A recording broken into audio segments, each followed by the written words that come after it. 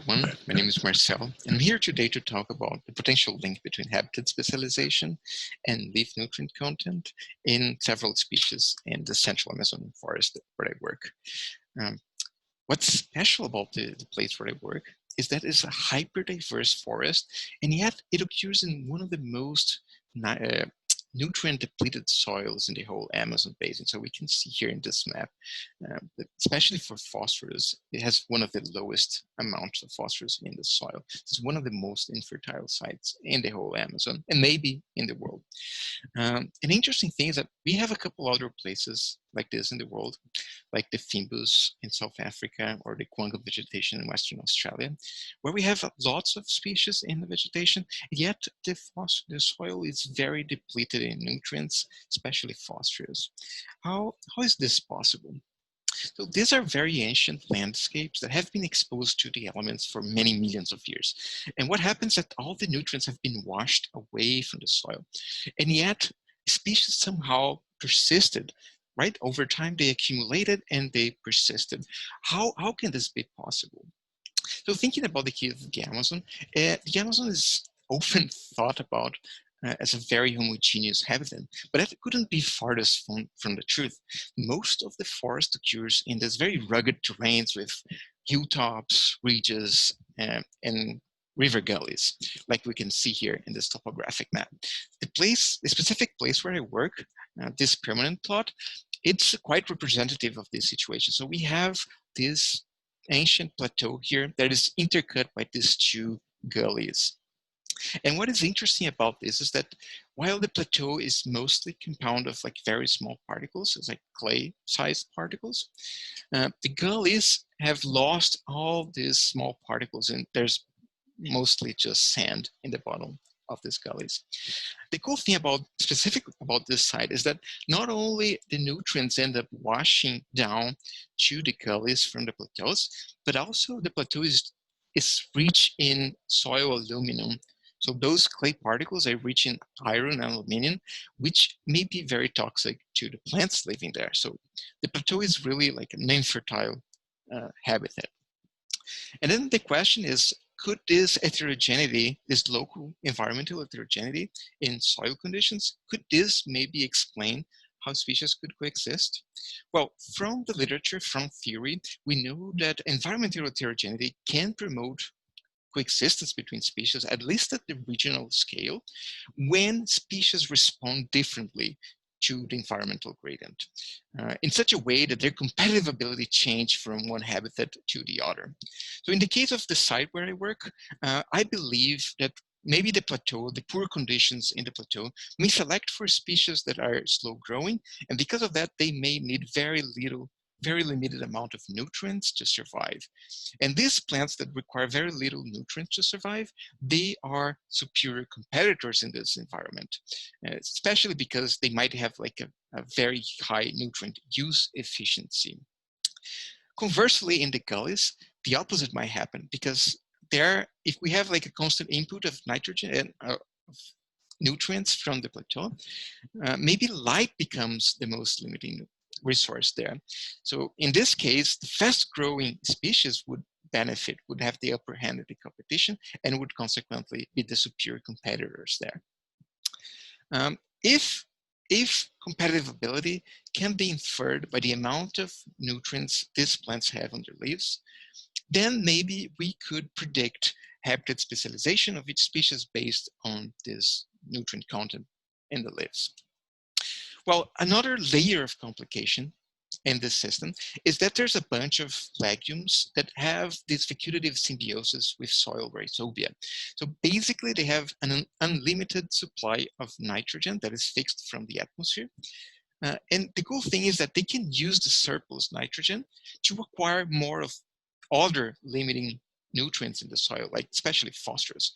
So we know that some tropical legumes, they can produce phosphatases that require a lot of nitrogen. And this allows them to have access to soil phosphorus pools that are not available for most of the other species. Another way they can use the surplus of nitrogen is by upregulating their photosynthesis and then recruiting mycorrhiza that further helps them to acquire all these nutrients.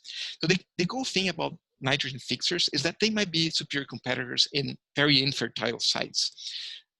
Not necessarily because they are efficient at using the resources, but probably because they're very efficient at acquiring the soil nutrients. And that seems to be the case in the plot where I work. So here we can see the relative abundance of nitrogen fixers. They are indeed higher in the plateau compared to the gullies.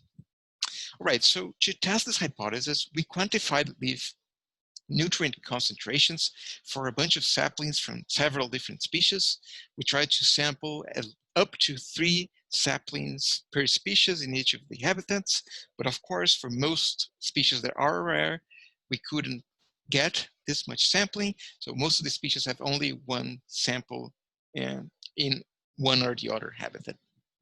These leaves were then sent to this reference lab in Brazil, and they analyzed for us 6 different macronutrients, which I'm speaking about only for 3 of them: nitrogen, phosphorus, and calcium today. Okay, cool. So the first thing that caught our attention in our results is that the phosphorus concentration of these leaves were among the smallest in the world. So this is, in black is our data set, and in white is the global data set. And we can see that our samples, they lie in the lower end of this spectrum. Another evidence that these species are very phosphorus limited it's by looking at the nitrogen phosphorus ratio in these leaves. And we can see that most of our samples here, including the nitrogen fixing species, they lie way above what is called the red field ratio, which is a threshold that determines the onset of phosphorus limitation in terrestrial habitat. So we can see it's probably all these plants are under severe phosphorus limitation in this forest.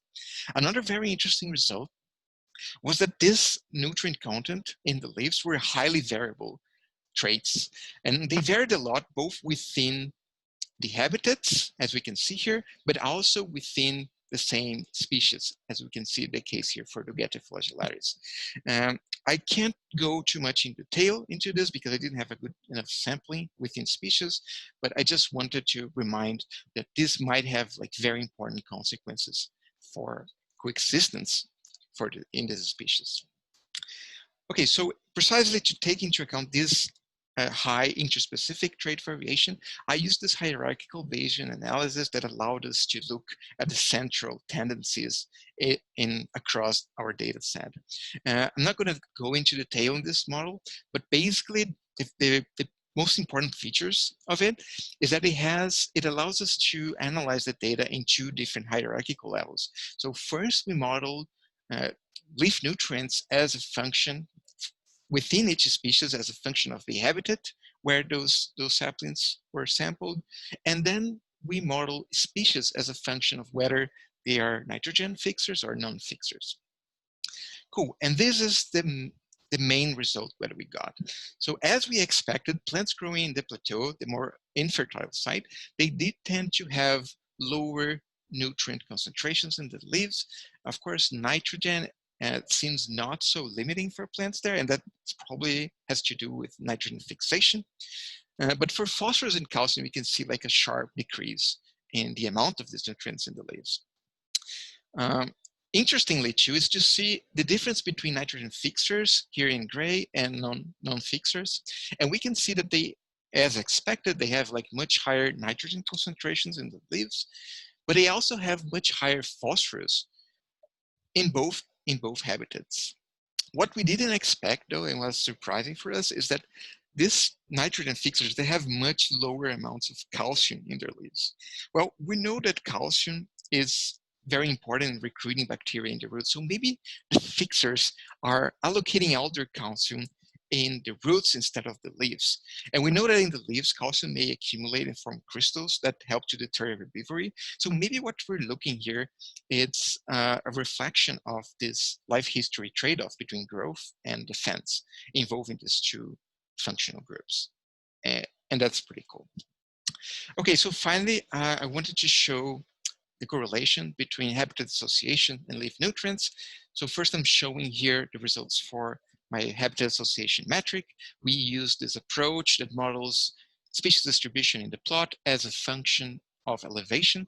And here we can see that we have a bunch of species that are closely associated or restricted to the plateau, and species that are closely associated to the gullies, in which case they have very negative values here for our metric.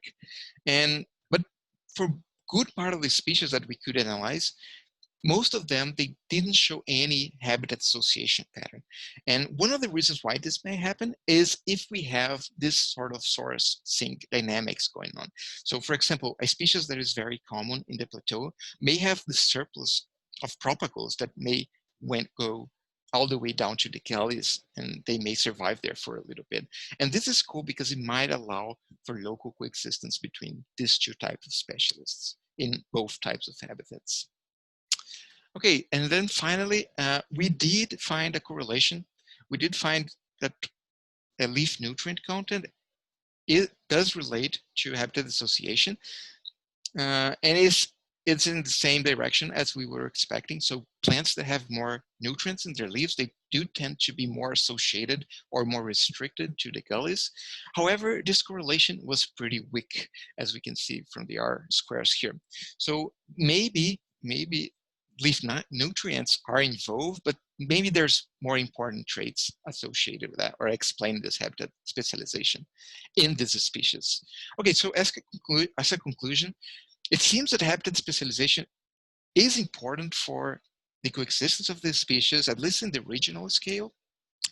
But maybe we should also look for other traits that might be more important, like hydraulic traits or root traits.